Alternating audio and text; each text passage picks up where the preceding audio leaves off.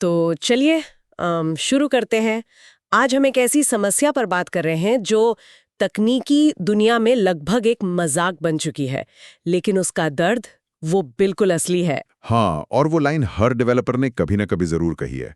अरे मेरे मशीन पर तो चलता है। बिल्कुल, ये वो क्लासिक लाइन है। आपने एक बेहतरीन एप्लीकेशन बनाया, अपने लैपटॉप पर सब मक्खन की तरह चल रहा है, लेकिन जैसे ही वो प्रोडक्शन सर्वर पर जाता है, सब कुछ बिखर जाता है, केओस। कुछ काम नहीं करता और फिर घंटों की डीबगिंग शुरू होती है। सही कहा।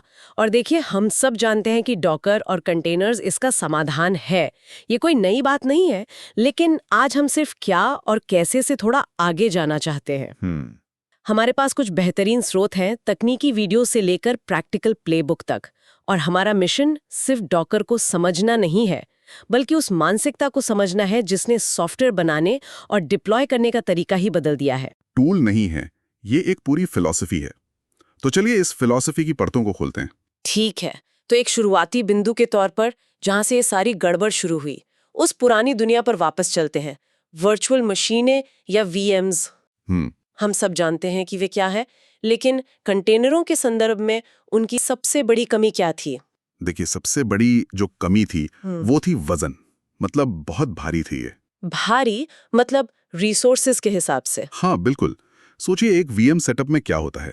आपके पास हार्डवेयर है, फिर एक होस्ट ऑपरेटिंग सिस्टम और उसके ऊपर एक हाइपरवाइजर। ओके। और हर एक वीएम के लिए आपको एक पूरा का पूरा गेस्ट ऑपरेटिंग सिस्टम इंस्टॉल करना पड़ता है। यहीं पर सारी समस्या शुरू होती है। पूरा का पूरा ओएस। और यही गेस्ट ओएस असली विलन है ना? हमारे एक स्रोत में आईबीएम का एक बेहतरीन उदाहरण था। हाँ, वो Node.js वाला। हाँ, कि कैसे 15 MB का छोटा सा Node.js ऐप चलाने के लिए 400 MB से ज्यादा की वीएम की जरूरत पड़ सकती है। ये तो पागलपन है। बिल्कुल। आप असल में ऐप नहीं चला रहे हैं, आप एक पूरा कंप्यूटर चला रहे हैं सिर्फ एक छोटा सा ऐप चलाने के लिए। ये तो ऐसा है जैसे एक कुर्सी ले जाने के लिए पूरा मूविंग ट्रक किराए पर लेना। और अगर आपके पास 3 कुर्सियां हैं, तो आप 3 अलग-अलग ट्रक किराए पर लेते हैं। ये एनालॉजी एकदम सही बैठती है। ठीक यही बात है। लेकिन यहाँ एक और गहरी समस्या है। डेवलपर अपने मैकबुक पर काम कर रहा है, जो एक तरह का ट्रक है, और प्रोडक्शन सर्वर लिनक्स पर चल रहा है, जो एक दूसरा बिल्कुल अलग तरह का ट्रक है। एग्जैक्टली। और यहीं से मेरे मशीन पर चलता है वाली समस्या पैदा होती है। वातावरण में छोटे छोटे अंतर, जैसे किसी सिस्टम लाइब्रेरी का अलग वर्जन, वो अप्रत्याशित बग्स पैदा कर सकते हैं। मुझे याद है एक प्रोजेक्ट पर हमने पेमेंट गेटवे की एक समस्या को डीबग करने में कई दिन लगा दिए। ओहो। अंत में पता चला कि प्रोडक्शन सर्वर पर एक एसएसएल लाइब्रेरी का वर्जन थोड़ा अलग था। ओहो। वो एक दुःस्वप्न था। एक कंटेनर ने समस्या को कभी पैदा ही नहीं होने दिया होता। वाह, तो ये तो साफ है कि गेस्ट ओएस की वजह से बहुत ज्यादा ओवरहेड और इनकंसिस्टेंसी थी। तो जाहिर है अगला कदम उस गेस्ट ओएस से छुटकारा पाना ही होगा। मैं मानती हूँ कंटेनर्स यही करते हैं। बिल्कुल। कंटेनर्स एक बहुत ही एलिगेंट, मतलब बहुत ही शानदार तरीका अपनाते हैं। आपके पास हार्डवेयर और होस्ट ओएस तो है, लेकिन हाइपरवाइजर और गेस्ट ओएस की जगह आपके पास डॉकर जैसा एक कंटेनर इंजन है। और सबसे बड़ा बदलाव ये है, सभी कंटेनर सीधे होस्ट ओएस के कर्नल को साझा करते हैं, कोई डुप्लीकेट ओएस नहीं। ठीक है, यहीं पर एक दिलचस्प सवाल उठता है। अगर सभी कंटेनर एक ही ओएस कर्नल को शेयर कर रहे हैं, मतलब एक ही ट्रक में है, तो फिर एक कंटेनर दूसरे के काम में दखल क्यों नहीं देता? उन्हें अलग क्या रखता है? बहुत अच्छा सवाल है। ये जादू लिनक्स कर्नल की 2 शक्तिशाली विशेषताओं की वजह से होता है, नेम स्पेसेस और कंट्रोल ग्रुप्स। अच्छा। नेम स्पेसेस ये पक्का करते हैं कि कंटेनर सिर्फ अपनी खुद की प्रोसेस, नेटवर्क और फाइल सिस्टम देख सके। उसे पता ही नहीं होता कि दूसरे कंटेनर भी मौजूद हैं। ओके। और सी ग्रुप्स ये तय करते हैं कि हर कंटेनर कितना सीपीयू और मेमोरी इस्तेमाल कर सकता है। तो असल में वो एक ही ट्रक में है, लेकिन हर एक अपने मजबूत अदृश्य डिब्बे के अंदर बंद है। तो ये हमारी मूविंग एनालॉजी पर वापस आता है। मतलब हर कुर्सी को उसके अपने सही आकार के हल्के बक्से में रखना, और सभी बक्से एक ही ट्रक में जा रहे हैं। ये एक बेहतरीन एनालॉजी है, बिल्कुल।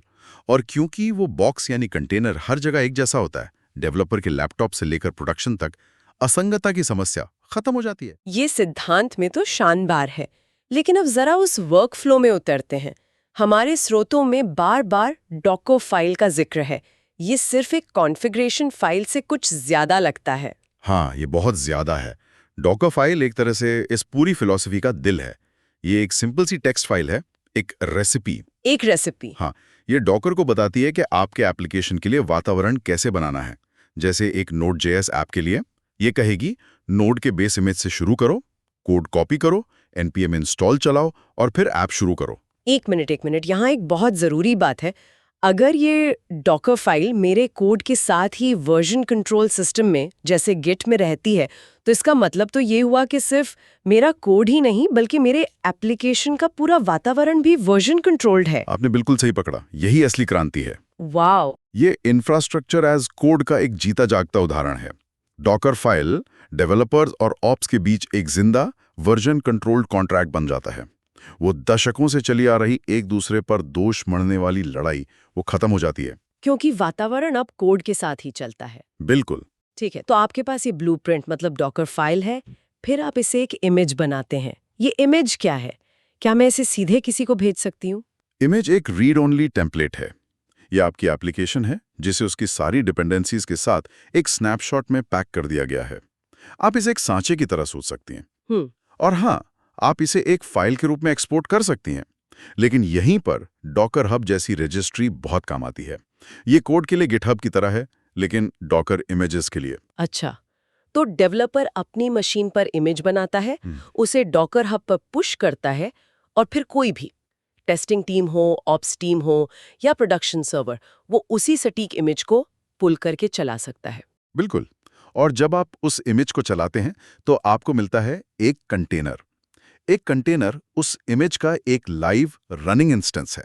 आप एक ही इमेज से सैकड़ों कंटेनर बना सकते हैं और वे सभी पिक्सल परफेक्ट प्रतिकृतियां होंगी। तो फ्लो हुआ डॉकर फाइल से इमेज और इमेज से कंटेनर। सही।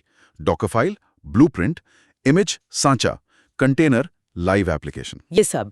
ये तो CI/CD यानी कंटिन्यूस इंटीग्रेशन और कंटिन्यूस डिलीवरी के लिए एकदम परफेक्ट लगता है। अरे ये उसके लिए ही बना है। सोचिए, एक डेवलपर कोड में बदलाव करता है और उसे गिटहब पर पुश करता है। ये ऑटोमेटिकली एक CI पाइपलाइन को ट्रिगर करता है। वो पाइपलाइन एक नई डॉकर इमेज बनाती है, उस पर ऑटोमेटिक टेस्ट चलाती है और अगर सब ठीक रहा तो उस नई जांची परखी इमेज को डॉकर हब पर पुश कर देती है। ये हो गया CI। और फिर CD वाला हिस्सा उस नई इमेज को ले लेता है और प्रोडक्शन में डिप्लॉय कर देता है। हाँ, ये तो परिनियोजन को बहुत तेज और विश्वसनीय बनाता है। आप अब सिर्फ कोड नहीं भेज रहे हैं, आप एक पूरा काम करने वाला पैकेज भेज रहे हैं। बिल्कुल, एक बहुत बड़ा मानसिक बदलाव है। ठीक है, ये एक कंटेनर के लिए तो समझ में आता है, लेकिन असल दुनिया में एप्लीकेशन जटिल होते हैं। मान लीजिए मेरे लोकल डेवलपमेंट के लिए मुझे अपने Node.js ऐप के साथ एक पोस्टग्रे डेटाबेस और एक रेडिस कैश भी चाहिए। एक आम सिनेरियो है। तो क्या मुझे इन तीनों कंटेनरों को मैन्युअल रूप से शुरू और कॉन्फ़िगर करना होगा? ये तो बहुत झंझट का काम लगता है। ये एक बहुत ही प्रैक्टिकल समस्या है और इसका एक बहुत ही अच्छा समाधान है, डॉकर कंपोज। Docker compose? हाँ, ये एक टूल है जो आपको एक सिंपल सी YAML फाइल में एक मल्टी कंटेनर एप्लीकेशन को डिफाइन करने और चलाने की सुविधा देता है। आप बस बताते हैं, मुझे एक ऐप सर्विस चाहिए जो मेरी डॉकर फाइल से बनेगी, एक DB सर्विस जो ऑफिशियल पोस्टग्रे इमेज का उपयोग करेगी, और एक रेडिस सर्विस जो रेडिस इमेज का उपयोग करेगी। बिल्कुल। फिर आप बस एक कमांड चलाते हैं, डॉकर कंपोज अप, और ये आपके लिए सब कुछ बना देता है, नेटवर्किंग को कॉन्फ़िगर करता है और उन्हें चालू कर देता है। वाओ! तो एक ही कमांड से पूरा लोकल डेवलपमेंट स्टैक चालू, ऐप, डेटाबेस, कैश, सब एक साथ। सब कुछ एक साथ। और जब आपका काम खत्म हो जाए तो आप डॉकर कंपोज डाउन चलाते हैं और ये सब कुछ साफ सुथरे तरीके से बंद कर देता है। ये लोकल डेवलपमेंट को अविश्वसनीय रूप से आसान और दोहराने योग्य बनाता है। ये तो गेम चेंजर है। ये सुनिश्चित करता है कि टीम में हर डेवलपर ठीक वैसा ही स्टैक चला रहा है, तो ये मेरे मशीन पर चलता है वाली समस्या को लोकल लेवल पर ही हल कर देता है। हाँ, ये एक रूपता को एक कदम और आगे ले जाता है। अब जब हम प्रोडक्शन रेडी होने की बात कर ही रहे हैं तो एक और जरूरी कॉन्सेप्ट है जिसके बारे में स्रोतों ने बात की, multi stage build. Multi stage build, इसके बारे में थोड़ा और बताइए, ये इतना जरूरी क्यों है? कल्पना कीजिए कि आप एक कंपाइल्ड भाषा जैसे गो या जावा का उपयोग कर रहे हैं। कोड को बनाने के लिए आपको कंपाइलर, बिल्ड टूल्स और बहुत सारी डिपेंडेंसीज की जरूरत होती है ना? हाँ, बिल्कुल।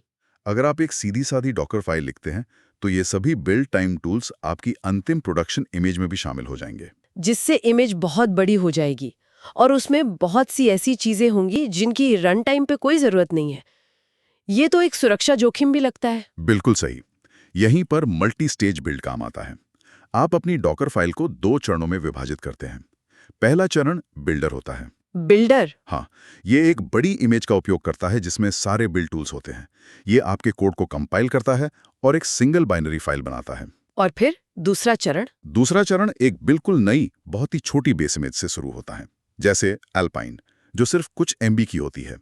और ये पहले चरण से सिर्फ उस कंपाइल्ड बाइनरी फाइल को कॉपी करता है और कुछ नहीं। नहीं, कोई फालतू की लाइब्रेरी नहीं, सिर्फ आपका एप्लीकेशन और उसे चलाने के लिए जरूरी न्यूनतम चीजें। ठीक यही। इसका नतीजा होता है एक बहुत छोटी, तेज और अविश्वसनीय रूप से सुरक्षित इमेज। आपने अटैक सरफेस को बहुत कम कर दिया है। ये मॉड्यूलैरिटी का विचार, ये मुझे क्लाउड नेटिव और माइक्रो सर्विसेज की दुनिया में ले जाता है। ये सब कैसे जुड़ता है? डॉकर उनके लिए एकदम सही आधार है। जैसा कि IBM के स्रोत ने समझाया, क्लाउड नेटिव दुनिया में आप एक विशाल एप्लीकेशन नहीं बनाते, आप उसे छोटी स्वतंत्र सेवाओं में तोड़ते हैं। एक यूजर मैनेजमेंट के लिए, एक पेमेंट के लिए। बिल्कुल।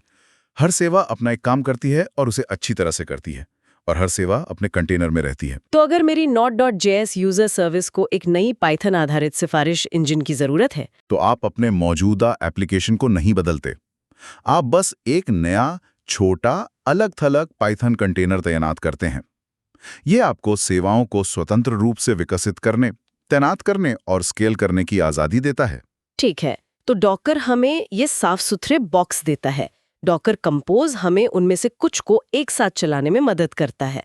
लेकिन जब आपके पास नेटफ्लिक्स जैसे एप्लीकेशंस होते हैं, जहां सैकड़ों या हजारों कंटेनर होते हैं, तो आप उस सबको कैसे प्रबंधित करते हैं? क्या यहीं पर क्यूबरनेट जैसे टूल आते हैं? आपने बिल्कुल सही नब्ज पकड़ी है। डॉकर कंटेनर बनाने और चलाने के लिए शानदार है, लेकिन जब आप बड़े पैमाने पर काम करते हैं तो आपको ऑर्केस्ट्रेशन की जरूरत होती है। क्यूबरनेट्स उस ऑर्केस्ट्रा का कंडक्टर है। ऑर्केस्ट्रा का कंडक्टर? हाँ, वो इन हजारों कंटेनरों का प्रबंधन करता है। वो तय करता है कि कौन सा कंटेनर किस मशीन पर चलेगा। अगर कोई कंटेनर क्रैश हो जाता है तो उसकी जगह एक नया शुरू हो जाए। वो लोड को संतुलित करता है।